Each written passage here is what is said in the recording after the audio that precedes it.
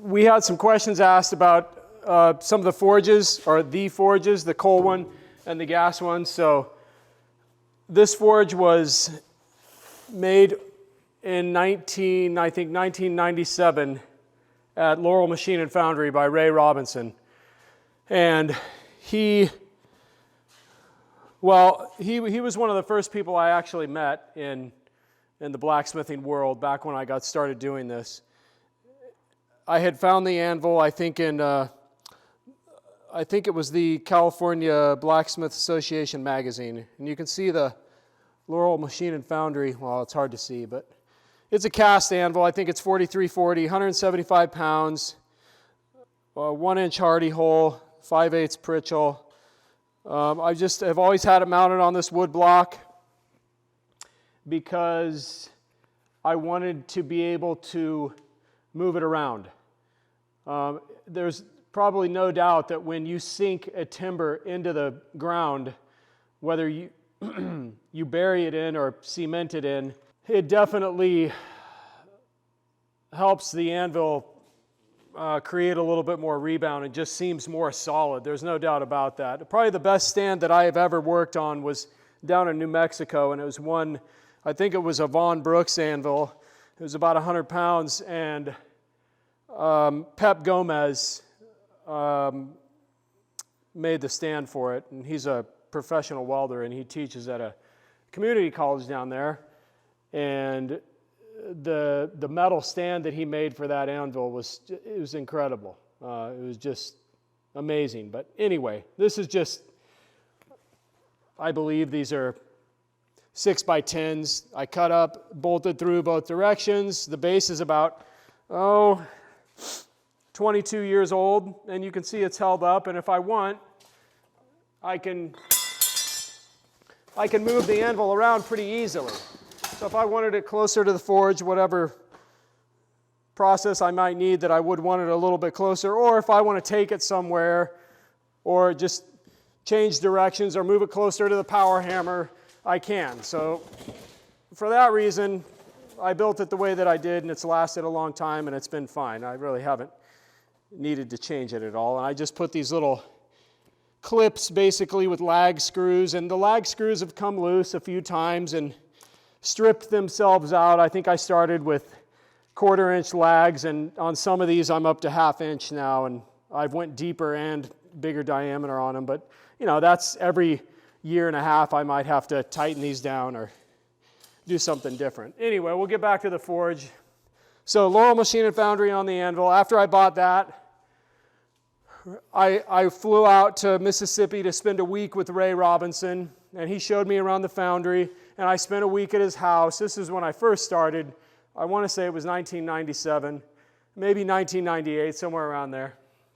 And while I was with him, he had a forge that he had built for himself like this. So I went ahead and ordered one from him, and he built me basically the same one. And there's some nice features on here. It's got the telescoping rest out here that if you have a long piece, you can rest that on there, which is nice. And also it's got the tong rack, which he added. He added a few little details. The air gate was a scroll that he made. The clinker breaker, he made a riveted head on this end and actually did a wrapped ball forge weld here to make that details. And one last thing, he actually made, which I still use to this day, the fire rake, and you can see his touch mark here. It's basically 2 R. It looks like an X with 2 O's, but it's actually Ray Robinson with an up-down R that goes the opposite direction. Ray Robinson. He has passed away, so really was the guy responsible for providing me with these tools and kind of giving me the eye-opening experience that I had, and nice enough to invite me down to Mississippi for a week. I had never been there before, to stay with him and his family, and invited me into his house and his shop and his world, and that was pretty Pretty amazing thing. He also added this. It's a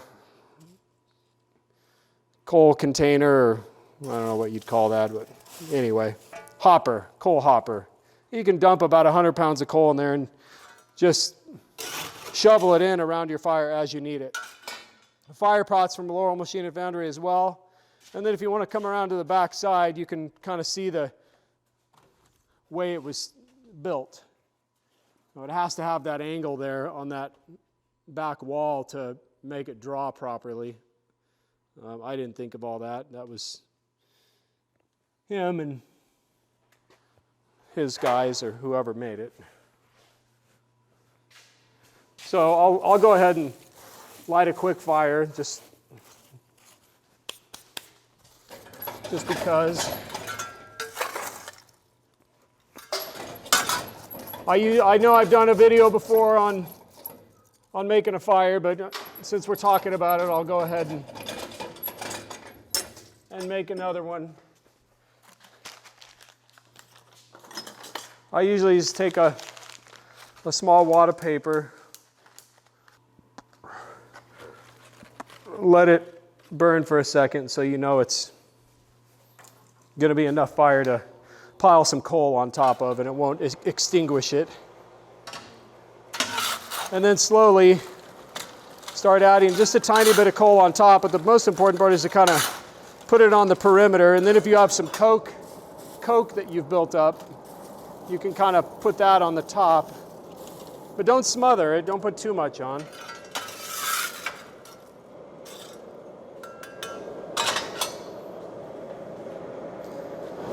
And after you see the greenish, yellowish smoke, you know you've got your fire lit. And before all that smoke goes away, you need to let it burn for a sec. And while that's burning, you can kind of pile up the back end and the sides.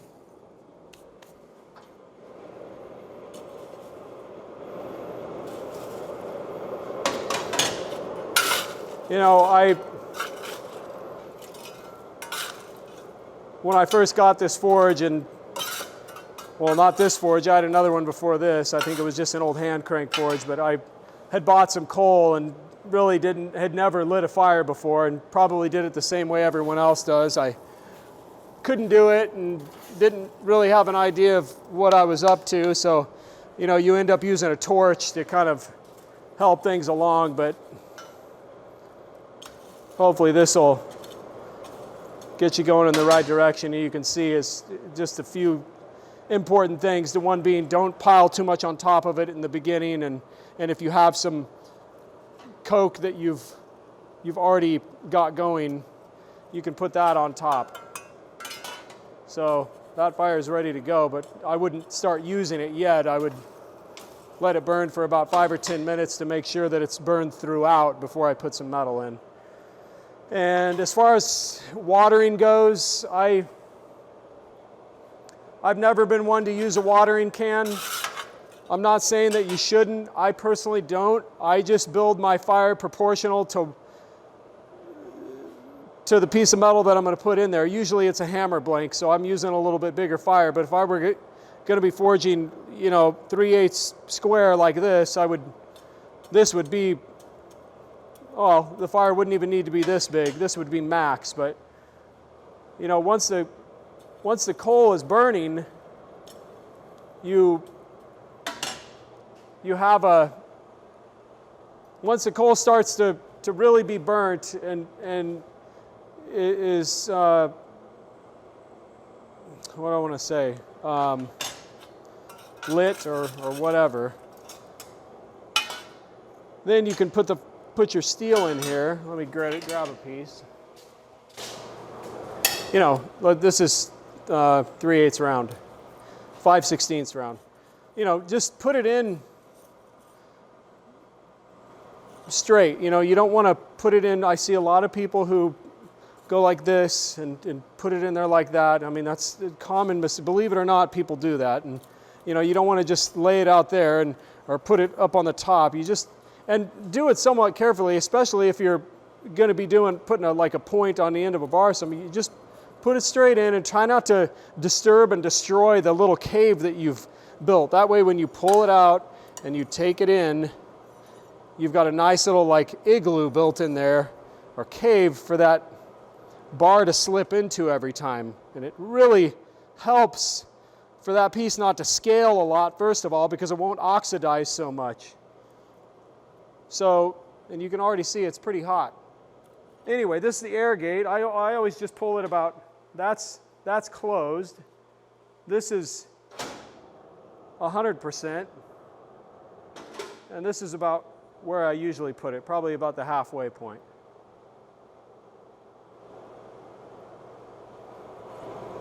Anyway, that's the coal forge.